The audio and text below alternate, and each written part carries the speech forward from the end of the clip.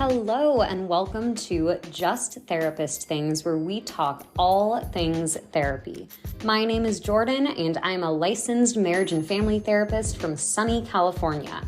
I am the private practice owner of Vital Mind Therapy. I lead support groups at a cancer support nonprofit, and I am the new author of the children's book, Anxiety in My Body. Thanks for listening.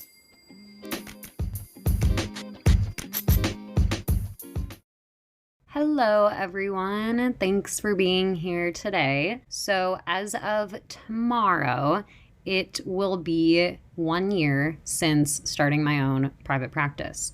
And looking back, it has been a really tough year, a lot of challenges, a lot of learning, but honestly, it has been the best decision ever. And these signs are things that I've realized over the past year or so, actually. Prior to that, I didn't even know if I wanted to ever have my own business.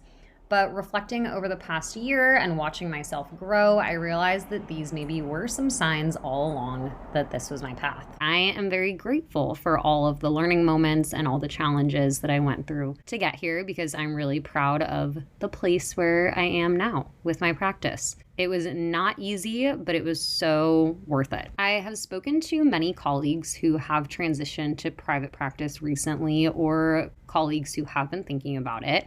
And it really seems like the thing that holds therapists back is fear. Fear of not being able to do it, not getting enough clients, fear of the business and finance part that you have to deal with, and fear of not having a community. Fear is definitely what held me back at first, and I had to get pushed a little, but I did it, and it was worth all of the hardships. So today I'm going to talk about signs that I, and possibly you or others, are meant to be therapreneurs.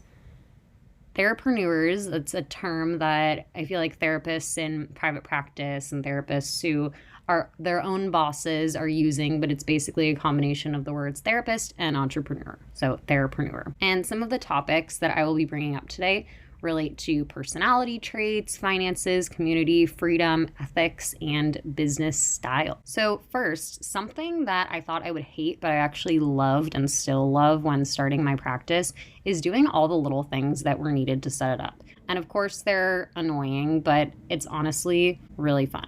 So building a website, getting my business license, building my brand, looking for office space, all of that, it was so great because everything I did, it was for me. It was not for someone else. I was building something from the ground up for myself. I could go at my own pace and I could create whatever I wanted it to be. So that honestly made it so fun and so worth it. So first sign that I think meant I was meant to be a therapreneur is my draw towards creativity. Not only with the business itself and doing all the building website, branding, all of that, but I love being creative and innovative in session with clients too. And that creativity in sessions is something that I learned that I could even do as a therapist from my time at prior workspaces, and I'm so grateful for that. And innovation is, of course, so necessary in a business model, especially with marketing. I am still trying to figure out marketing and social media stuff because I'm not great at creating content, editing, figuring out the SEO, etc. But it is fun to learn about it and, again, create something for me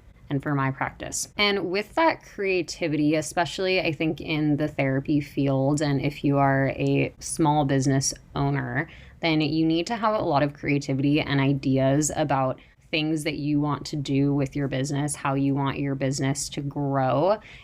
And with that, to also develop multiple streams of income. And I think this is important to prevent the burnout of just doing clinical work, but also to create more stable finances and to really just nurture that creativity. So I have always had dreams and ideas of writing books and doing this podcast, doing trainings, consultations, all of those things. And of course, I'm still trying to figure all that out. But I think that was a sign initially. I mean, I had those dreams and thoughts starting kind of in grad school, and I saw what I wanted to do for myself. And so I think that that was a huge sign too, that I was meant to be my own boss and have my own business. Another sign that I was ready to start my own business is the financial aspect. So of course there's a lot of finances that go into running your own business, but I have found that with my therapy private practice, I honestly don't really have that many monthly expenses. And of course there's, maybe a financial hit that you take during the transition and building up your practice and just figuring out office space and doing all of those things. But I knew that my finances would be better, that I would be making more money in private practice. And a big part of that is just because of the whole system of therapy. And when you work for other people, then sometimes it's hard to make the full fee. You make a certain percentage of the clients that you see, which is understandable because there's a lot of supervision and benefits and things like that that are provided when you are working for someone else. But when you're working for yourself, you make the full fee. And I have found that that has been super rewarding for me, just to go into a session knowing that I'm doing all the preparation and I'm doing all the logistics and I am getting paid for that and making my full fee. So that was really wonderful. And of course, therapy and the healthcare field, we are helping professions. We are people who are supporting others. And also, we still need to support ourselves and support our families, and we still need to survive. And so I think there's this huge stigma in the therapy field that I talk about all the time with my colleagues, that therapists shouldn't be making money because we're in the helping profession, but we need to support ourselves and we need to support our businesses. And so it's okay to think about finances.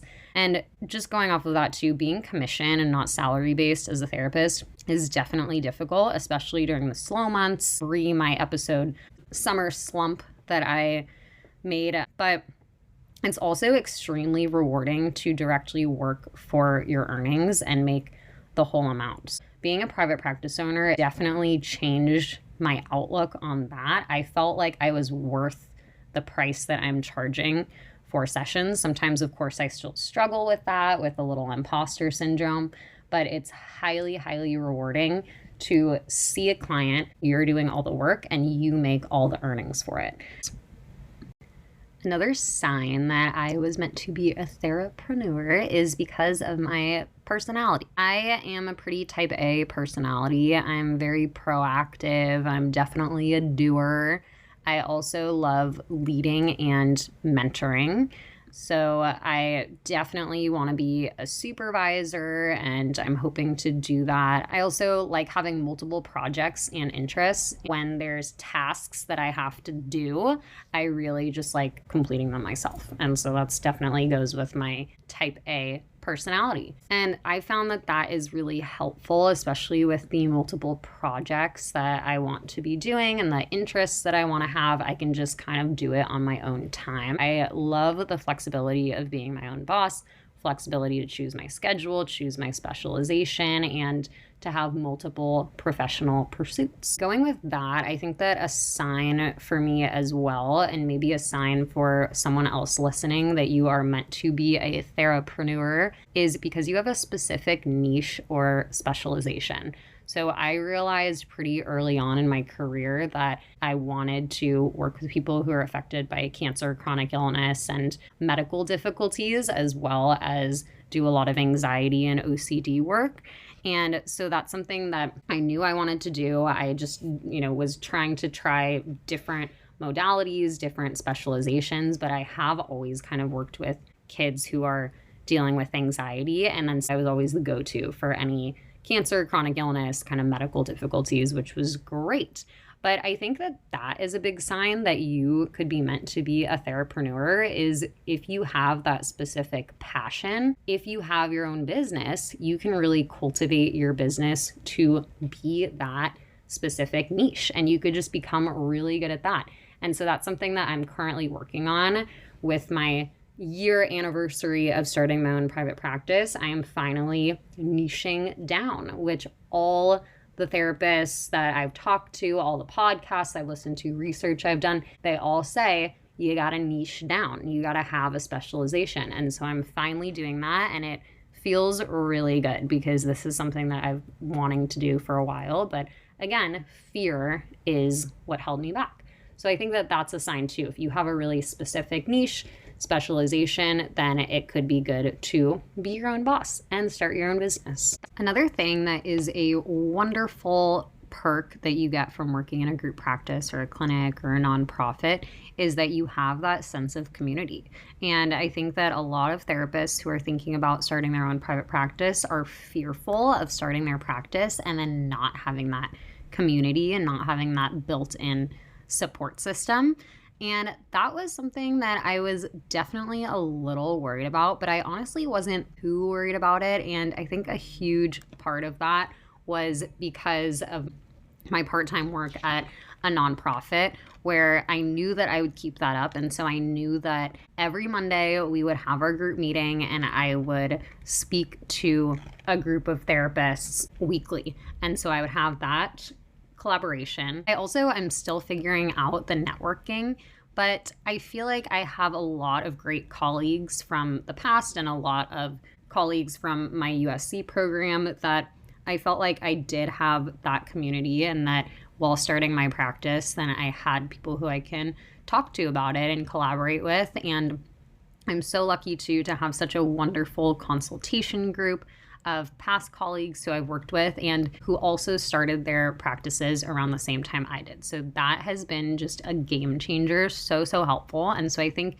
because of that too, I had a lot of confidence to start my private practice and just knowing that I had this built-in support system. Another personality trait that maybe is a sign that you are meant to be a therapreneur is that you are always willing to learn and grow about the field, but also just about life, about your business. It is so important being a practice owner that you are always learning. And that's something I really love to do. I love doing the continuing education workshops. I love learning about different techniques to do with clients, different populations to work with, different approaches for therapy. And that is something that I think is really important to have if you are a business owner. Going with that too, I feel like you have to be okay with making mistakes, being okay with knowing that you are going to continuously be learning and growing and you don't know everything,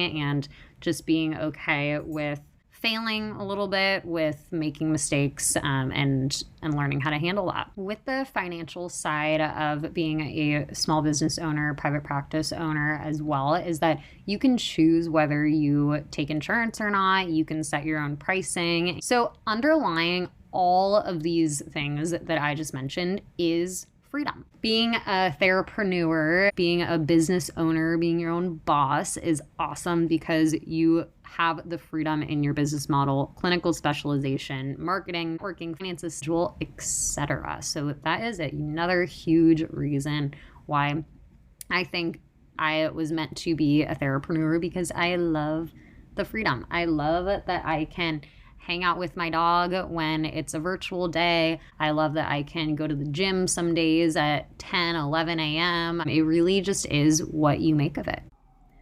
So to end, again, I didn't always know that I wanted to be a business owner or have my own private practice.